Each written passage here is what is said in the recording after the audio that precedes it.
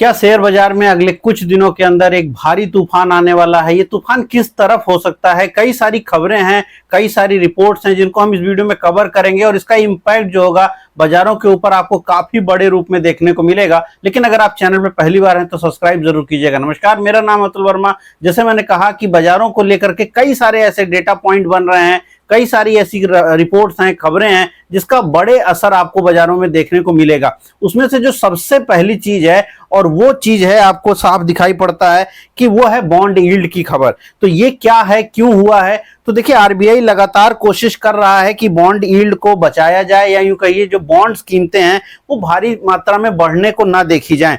और अब ये लग रहा है कि जो आरबीआई ने किया है उसका बहुत बड़ा असर देखने को मिल रहा है। यहां पर 10 साल का जो बॉन्ड है हमारा, उसमें 40 बेसिस पॉइंट का, कितना 40 बेसिस पॉइंट का जो हमारा 10 ईयर बॉन्ड है उसमें करीब 40 बेसिस पॉइंट का, 0.4 आप बोल सकते हैं या 40 बेसिस पॉइंट बोला जाता है, इसका फर्क देखने को मिल रहा है। बॉन्ड यील्ड घटी है। बॉन्ड यील्ड के घटने का क्या असर होता है? बॉन्ड यील्ड के घटने का यहां आपको साफ दिख रहा होगा, पिछले कुछ दिनों के अंदर हमारी बॉन्ड यील्ड घटी है। बॉन्ड यील्ड के घटने का मतलब दो तरीके से बाजार लेती है। इसमें सबसे पहले तो ये बहुत बड़ी खबर इसलिए है क्योंकि इसके नाते जो एफआईआई की सेलिंग है उसके ऊपर एक रुकावट लगती है। क्यों रुकावट लगती है? क्योंकि बॉन्ड यील्ड अगर हमारी अच्छी हो रही है, यानी बॉन्ड की वैल्यू नीचे की तरफ आ रही है, यील्ड वैल्यू नीचे की तरफ आ रही है, इसका मतलब ये हुआ कि जो हमारी बॉन्ड है वो मजबूत हो रही है। इसका जो सीधा असर आता है वो रुपए के ऊपर आता है। डॉलर के संदर्भ में हमारा रुपया जो होगा इस समय मजबूत बनेगा। इसके कारण एक ये बड़ी चीज होगी पूरे के पूरे इकोनॉमी के ऊपर। तो फरवरी 26 के बाद पहली बार ऐसा है कि जब हम 6.71 के बॉन्ड यील्ड वैल्यू पर पहुंच गए हैं 10 ईयर के सापेक्ष में, तो वो एक बड़ी चीज है जिसका असर आपको सबसे पहले दिखाई पड़ेगा एफआईआई सेलिंग रुकने पर। विगत 2 दिनों के अंदर अगर आप देखें, पिछले 2-3 दिनों में एफआईआई सेलिंग में काफी कमी देखने को मिल रही है। अगर बॉन्ड यील्ड इसी तरह से थोड़ा और मजबूत होती है तो एफआईआई सेलिंग आपकी और कम हो सकती है, एक बात। दूसरी बात है, 1-2 दिन की एफआईआई सेलिंग को अभी आप मत गौर कीजिए। अगले कुछ महीनों की जो एफआईआई सेलिंग है वो इसके ऊपर ज्यादा इंपैक्ट डालेगी और पॉसिबल है कि अगर वो थोड़ी सी कम होती दिखी तो फिर बॉन्ड यील्ड आपकी मजबूत होगी। और ये भी कह सकते हैं कि बॉन्ड यील्ड अगर और कम आई तो एफआईआई की सेलिंग जो है और मंदी या और कम हो सकती है। इसका असर जैसे मैंने कहा रुपए पे आएगा। और ये पूरा का पूरा क्यों हो रहा है? क्योंकि लगातार आरबीआई कोशिश करता रहा है कि जो है रुपए को संभाला जाए और उसके लिए उन्होंने पिछले 1 महीनों में कई सारे बड़े कदम उठाए हैं। तो एक तो ये होता है कि आपका एफआईआई के ऊपर असर आएगा। इसी सेम चीज का असर जो होता है, जैसे मैंने कहा रुपए के ऊपर असर रहेगा, तो उसका सेम असर जो है आपकी इकोनॉमी के ऊपर होगा। तो इकोनॉमी इससे आपकी बूस्ट होती है और उसका असर भी भारतीय बाजारों पर है। क्योंकि जो बॉन्ड की खरीद, जो यूं कहिए कि जो बॉन्ड में पैसा आएगा वो कहीं ना कहीं शिफ्ट करेगा मार्केट की तरफ भी, तो उसका भी बड़ा बाजार को बड़ा फायदा मिल सकता है। तो एक बड़ी चीज ये आपको देखने को मिल रही है बॉन्ड यील्ड को के नाते। दूसरी जो चीज हुई है यहां पर सबसे बड़ी चीजों में से, तो उसमें एक बड़ी चीज ये हुई है कि भारतीय लोगों ने सोने में भारी बिकवाली शुरू कर दी है। ये बड़ी रिपोर्ट है। तो ये रिपोर्ट ये कहती है, अब ये मैं क्यों उठा रहा हूं मुद्दा, क्योंकि इस मुद्दे का असर ये है कि हम जो कि जनरली इंपोर्ट करते हैं भारी मात्रा में गोल्ड का, तो चूंकि हमारा गोल्ड इंपोर्ट बढ़ा रहता है उसका असर भी हमारे रुपए के ऊपर पड़ता है। और इसीलिए अगर आप देखें पिछले कुछ दिन लगातार दिखाई पड़ रहा है। पिछले के पिछले वीडियो, यानी जो मेरा लास्ट वीडियो है उसके पहले का जो वीडियो है उसमें भी मैंने डिटेल किया था कि बैंकिंग स्टॉक्स के ऊपर बड़े बेनिफिट देखने को मिल रहे हैं पिछले 1 महीने में। बैंकिंग, जहां तक बैंक निफ्टी की बात करिए, अगर आप पिछला 1-1.5 महीने में, तो कहीं बैंक निफ्टी जो है नीचे के स्तरों से अगर आप बात करिए तो एक बड़ी रिकवरी दिखा पाई है तकरीबन उसमें। जबकि निफ्टी में अगर हम बॉटम की बात करें, बॉटम से बैंक निफ्टी तकरीबन 10% रिकवर किया है पिछले 2-2.5 महीने के अंदर।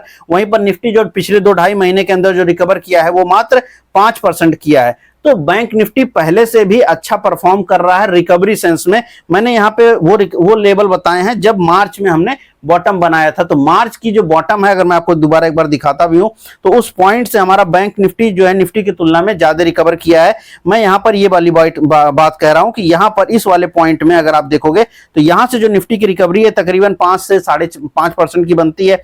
वहीं पर अगर इस पीरियड में आप बैंक निफ्टी का चार्ट देखोगे तो बैंक निफ्टी ने यहाँ से ज्यादा रिकवरी करी है। ये वाला पॉइंट की बात कर रहे हैं। तो यहाँ पर अगर आप देखेंगे जो नीचे से गिरा जो रिकवरी हुई है ये तकरीबन 10% के आसपास की है बैंक बैंक निफ्टी में। इसका कारण क्या है? क्योंकि लगातार रुपया जो है मजबूत हो सकता है, और उम्मीद लोगों ने लगाई थी, जो एफआईआई हैं, बड़े प्लेयर हैं, उन्होंने ये बात उम्मीद लगाई भी थी। तो अब ये चीज और सामने देखने को मिल रही है कि हमारा जो आरबीआई की तरफ से जो खरीद का जो नंबर आए हैं भारत के ज्वेलरी सेक्टर की तरफ से, तो उसमें ये आया है कि भारतीयों ने जो आपका गोल्ड है वहां पर भारी सेलिंग करी है। तकरीबन 40 टन गोल्ड जो है हमने बेचा है। ये बहुत बड़ा आंकड़ा है, इस आंकड़े को समझिएगा। ये इकोनॉमिक टाइम्स ने भी कवर किया है, लंदन टाइम्स, बहुत सारी वेबसाइट्स पे आपको ये मिल जाएगा। तो भारत ने जो पिछले 3 महीने गए हैं, 3 महीने में हमने लगभग 50 टन सोना बेचा है। 50 टन सोना कहां बेचा है? क्या विदेश में बेचा है? नहीं, भारत के जो आम लोग हैं, जो सोना खरीदते हैं, यानी जो आम निवेशक हैं, तो भारत के आम लोग यानी हम आप जो जनरल लोग हैं, उन्होंने 50 टन सोना बेचा है। 50 टन ये अपने आप में ऐतिहासिक नंबर है, याद रखिए। कभी इतना बड़ा सोना हमने भारतीयों ने नहीं बेचा है। अब इसको कई लोग देख रहे हैं कि रेट्स बढ़े हुए हैं, इस नाते ये सोना बेचा गया, लेकिन पिछले कुछ दिनों के अंदर रेट काफी गिरे भी हैं। इसी कारण से हो सकता है भारत में भी, लेकिन वो पूरे ग्लोबल स्तर पर रेट घटे हैं। खैर, अगर आप इस रिपोर्ट की बात माने तो 43% हमारा जो है सोना सेलिंग बढ़ा दिया है हमने पिछले साल की तुलना में। 43% यानी 43% पिछले साल की तुलना में हमने ज्यादा सोना बेचा है, यानी आम लोगों ने ज्यादा सोना बेचा है। जब सोने की ज्यादा सेलिंग हो रही है आम पब्लिक के माध्यम से, तो इसका सीधा सा असर है कि हमें जो इंपोर्ट करना है अगले कुछ महीनों के लिए, वो हमारे घट जाएंगे। तो जो हमारे गोल्ड इंपोर्ट हैं अगले कुछ महीनों के लिए, उनमें कमी आने की उम्मीद है। क्यों? क्योंकि जो आम पब्लिक है वो गोल्ड डिमांड कम कर रही है, अपेक्षाकृत वो सेल कर रही है। अब जब वो सेल कर रही है तो जो नई ज्वेलरी की डिमांड है, अगर आप बात करें उसकी, तो वो फिर क्या हो रही है कि वो कवर हो जा रही है उसी के नाते। यानी जो नई जो ज्वेलरी बननी है, जैसे इसको बोलते हैं गोल्ड रिसाइकलिंग, तो गोल्ड रिसाइकलिंग में भारी तेजी देखने को मिल रही है।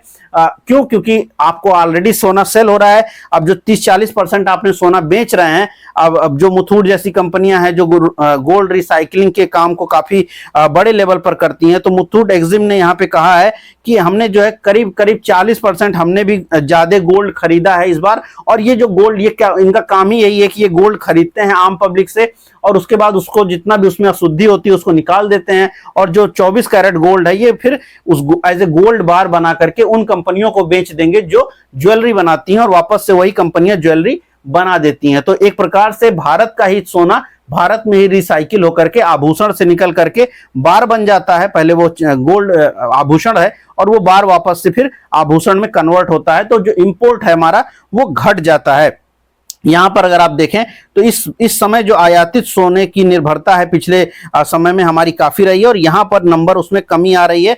और माना यह जा रहा है कि 2026 में हम तकरीबन 200 टन की जो है हम रिसाइकलिंग कर देंगे। 200 टन की रिसाइकलिंग बहुत बड़ा नंबर है।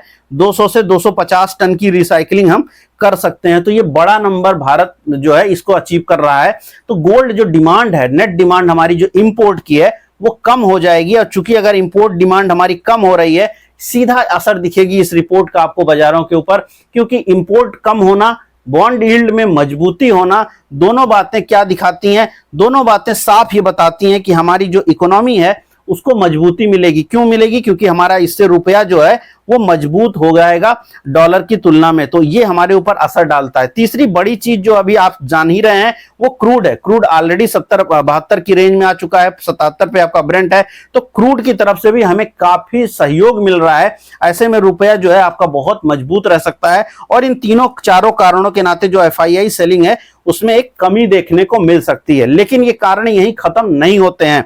इसके बाद इस कारण में अगर आप और आगे बढ़ें तो ये है चौथा बड़ा कारण, जो भारत में मानसून की भारी कमी देखने को मिल रही थी। तो अब आईएमडी और यहां पर यूरोपियन एजेंसीज का डेटा भी है, ये यूरोपियन एजेंसीज का डेटा है। यहां पर ये यूरोपियन एजेंसीज ने, यानी यूरोप की जो संस्थाएं हैं, उन्होंने अगले 10 दिनों के लिए भारत में जो रेन फोरकास्ट किया है ये अपने आप में काफी उत्साहजनक है। इस रेन फोरकास्ट को मैं आपको दिखा रहा हूं। तो ये 29 जुलाई से लेकर के अगले 10-12 दिन का है, यानी 7 जो है आपका 7 जुलाई तक का है, ये 29 जून से लेकर के 7 जुलाई तक का ये नंबर है। इसमें माना यह जा रहा है ये जो पर्पल एरिया आप देख रहे हैं ये सबसे ज्यादा रेन पाएंगे, यानी जो ये बैगनी कलर का एरिया देख रहे हैं ये मध्य प्रदेश का एरिया जो एरिया है उस एरिया में काफी बारिश होनी है। यूपी का एरिया में भी काफी बारिश है, ये रेड आपको दिख रहा है तो रेड में तकरीबन 125 mm की बारिश, और जो ये आपका पर्पल है ये करीब 200 mm की बारिश की बात है। तो ये जो पूरा का पूरा एरिया है जो डेफिसिट का है, जहां पर बारिश कम है वहां पर काफी बड़ी बारिश हो सकती है। पूर्वी उत्तर प्रदेश के एरिया में भी तकरीबन 150 के आसपास की बारिश की बात है, 100 से लेकर 150 के बीच में। तो पूरा यूपी, पूरा जो दिल्ली तक का एरिया है वो 150 से 100 से लेकर 150 mm की बारिश प्राप्त कर सकता है, और जो मध्य प्रदेश का एरिया है वो 150 से 200 के एरिया में जा सकता है। इंपैक्ट उसमें अगर आप महाराष्ट्र जोड़े वहां पर भी, और गुजरात में, यानी पूरे देश में अगले 10 दिनों में एक अच्छी बारिश की उम्मीद है।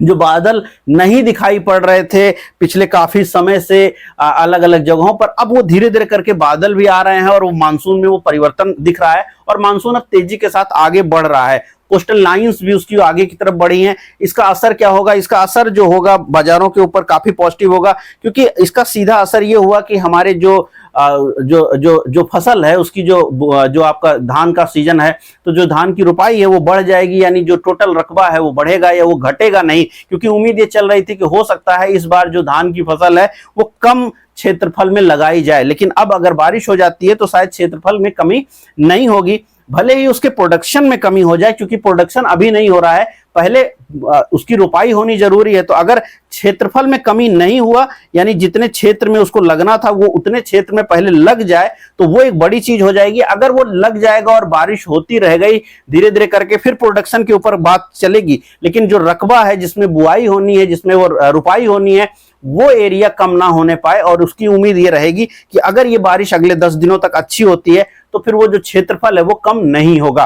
तो ये 3-4 बहुत बड़े इंपॉर्टेंट पॉइंटर्स जारी हुए हैं आज के हिसाब से, और इसका असर आपको आने वाले कुछ समय में कई जगहों पर देखने को मिलेगा। जैसे मैंने शुरुआत में कहा, तो इससे एग्रीकल्चर का बेनिफिट हुआ, उसके साथ जो एक बड़ा फर्क आएगा, चूंकि एग्रीकल्चर में के नाते तो जो डिमांड दिख सकती है, आज की बात करिए या लगातार पिछले 2-3 दिनों में ऑटो स्टॉक्स में आपने डिमांड देखी है। ऑटो डिमांड के पीछे आज एक बड़ा कारण यही है, क्योंकि मानसून की जो उम्मीद है वो अब वापस से थोड़ा सा सही हो रही है। तो मानसून अगर आपका सही हो जाएगा तो फिर क्या प्रॉब्लम रह जाएगी? फिर आपकी दूसरी प्रॉब्लम जो है वो कम हो जाएंगी, और जो महंगाई के बढ़ने का नंबर है वो कम होने का आ जाएगा।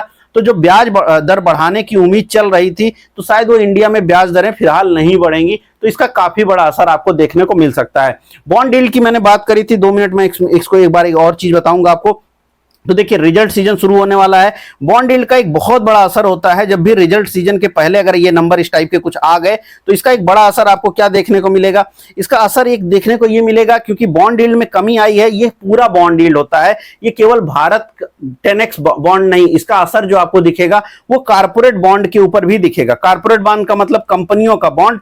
अब कंपनियों का बॉन्ड का मतलब ये हुआ कि अगर कंपनियां पैसा लेना चाहती हैं मार्केट से तो उनको कम ब्याज पर पैसा मिलेगा। इसका असर यह होगा कि कंपनियां पॉसिबल है, जो कि जब बॉन्ड यील्ड ऊपर थी तो कंपनियां पैसा लेने आ ही नहीं रही थी मार्केट में, यानी वो पैसे की लिक्विडिटी की कमी में रहने को ठीक है उनके लिए। लेकिन अभी उनको ब्याज कम देना पड़ेगा, क्योंकि बॉन्ड यील्ड नीचे जा रही है, तो कम ब्याज पर उनको जो है पैसे मिलने की उम्मीद बढ़ेगी। और अगर कम ब्याज पर उनको पैसा मिलेगा तो जो उनके क्वार्टरली रिजल्ट्स हैं वो भी बेहतर हो सकते हैं, और हो सकता है जो आप अभी जुलाई के शुरुआत में 9 जुलाई से जब टीसीएस के रिजल्ट आने लगेंगे, ऑफिशियली आपके रिजल्ट सीजन की शुरुआत हो जाएगी, हो सकता है कि जुलाई सेशन में आप ये देखें कि कई सारी कंपनियां नई कहिए फंड रेज की बात करें तो कि वो फंड रेज करेंगी। तो अगर फंड रेजर आएंगे तो वो तभी आएंगे जब बॉन्ड यील्ड नीचे जाएगी, क्योंकि पिछले 4-5 महीनों में इवन अगर आप जनवरी से बात करिए, चूंकि मार्केट कंडीशन जनवरी में अच्छी नहीं थी, तो जनवरी से लेकर अभी तक,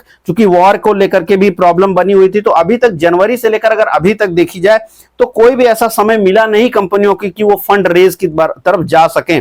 अब चूंकि वॉर खत्म हो रही है, वॉर खत्म हो चुकी है, क्रूड नीचे आ चुका है, महंगाई के डर जो हैं वो थोड़े घट चुके हैं, इन्फ्लेशन के डर घट चुके हैं, मानसून का भी डर अगर थोड़ा सा कम हुआ तो फिर क्या होगा, जो डिमांड साइकिल को लेकर के डर है वो कम हो जाएगा। अगर डिमांड को लेकर के जो डर है वो कम हो जाता है तो फिर क्या होगा, फंड रेज करने के लिए कंपनियां उत्साहित हो सकती हैं। इसीलिए मैं कह रहा हूं कि जुलाई का जो आपको समय दिखेगा इसमें फंड रेजर आ सकते हैं। तो अगर फंड रेजर आएंगे तो इसका असर भी बाजारों के ऊपर पॉजिटिव हो सकता है। तो यहां से लेकर के मैं एक दो दिन की बात नहीं कर रहा हूं, यहां से लेकर के, जबकि अब हम बिल्कुल जून की को हम एक्सपायर कर गए, जून हमारा खत्म हो चुका है। अब जुलाई का सेशन कल से आप देखेंगे, तो कल से लेकर जुलाई का जो सेशन होगा, चूंकि जून का जो मिड पॉइंट था वो तकरीबन 24,000 का बन रहा था, तो निफ्टी कहीं 24,000 पे क्लोज कर गई, जिसमें ऑप्शन सेलर को सबसे बड़ा बेनिफिट हुआ। लेकिन अब यहां से मार्केट अगर इन सारे पॉइंटर्स के ऊपर काम करना शुरू करेगी, तो उसमें आपको जुलाई में एक ठीक ठाक सा मूवमेंट पॉसिबल है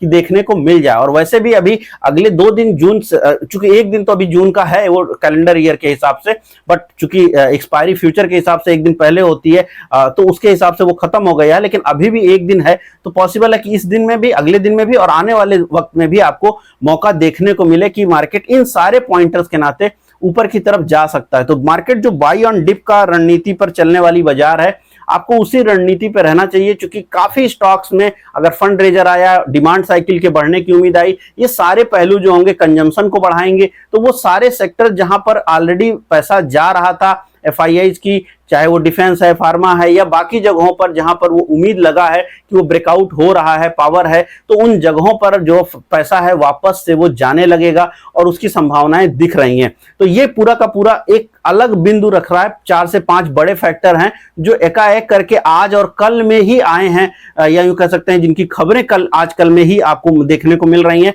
तो इसकी पॉसिबिलिटीज है कि इसके ऊपर बाजार जो है आपको आने वाले वक्त में रिएक्ट करते दिखे। तो अगले 1 महीने 2 महीने की अगर आप व्यू रखें तो पॉजिटिव हो सकता है। एफआईआई सेलिंग एक दिन में नहीं रुकेगी, लेकिन वो कम हो सकती है, डीआईएस की बाइंग बढ़ सकती है, कंजम्पशन की प्रॉब्लम घट सकती है, जो इकोनॉमी है उसको लेकर के प्रॉब्लम कम हो सकती है। तो इसलिए अगले 1 से 2 महीनों के हिसाब से मार्केट को आप इस प्रकार से फोरकास्ट कर सकते हैं। जाहिर सी बात है, मैंने एक लेबल की बात नहीं करी है, एक होलिस्टिक अप्रोच दिया है, तो इसको एज एजुकेशनल पर्पज ही इस वीडियो का यूज करिएगा। इसके आधार पर कोई बाई और सेल नहीं करेंगे। लेकिन क्या आपको लगता है कि मार्केट किधर जाने की तरफ देख रहा है? क्या इन बातों में आपको सच बातें समझ में आ रही हैं कि क्या चीजें सच हो रही हैं, क्या होती हुई दिख रहा है? क्या आपको लगता है कि ऐसा चीजें होंगी? और अपना कमेंट बॉक्स में आप जरूर उन बातों को लिखिएगा। मैं मिलूंगा कल नए वीडियो में आपसे। इस वीडियो में इतना ही, धन्यवाद।